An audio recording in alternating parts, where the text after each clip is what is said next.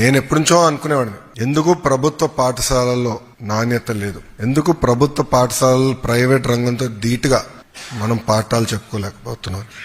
నేను Carnegie melon యూనివర్సిటీలో చదువుకున్నప్పుడు ప్రతి ఎండాకాలం సెలవుల్లో నేను పనిచేసేవాడిని. నాకున్న అవకాశాల మేరకు ఒక సమ్మర్ నేను జర్మనీలో పనిచేశాను. జర్మనీలో చూస్తే ప్రభుత్వ విద్య చాలా అద్భుతంగా ఉంటుంది. అప్పటి నుంచి అనుకునేవాడిని, ఎందుకు ప్రభుత్వ విద్య మనం నాణ్యత పెంచలేమో అని పదే పదే అనుకునేవాడిని.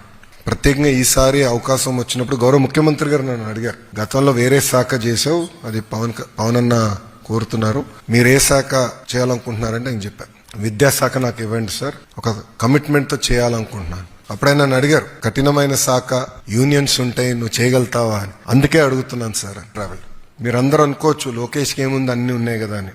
ఎస్, తల్లిదండ్రులు బాగా ప్రోత్సహించారు, నేను ఏ యూనివర్సిటీకి వెళ్ళాలన్నా కూడా గైడ్ చేశారు, బాగా చదివా. కానీ నేను రాజకీయాల్లోకి, ప్రత్యక్ష రాజకీయాల్లోకి వచ్చిన తర్వాత ఎన్నికల్లో పోటీ చేయాలంటే 1984 తర్వాత గెలవని నియోజకవర్గంలో నేను 2019లో పోటీ చేశాను. ఓడిపోయా. ఒకరోజు బాధ కలిగింది, రెండో రోజు నుంచి ఆ బాధ, ఆవేదన నాలో కసి పెంచింది. ఇక్కడనే మళ్ళీ పోటీ చేయాలి, గెలవాలని కసితో ఆ రోజు రెండో రోజు నుంచి పనిచేశా. 5 years కష్టపడ్డా. ఆంధ్ర రాష్ట్ర చరిత్రలో ఎప్పుడు రాని విధంగా టాప్ 3 మెజారిటీస్ లో నియోజకవర్గం వచ్చింది.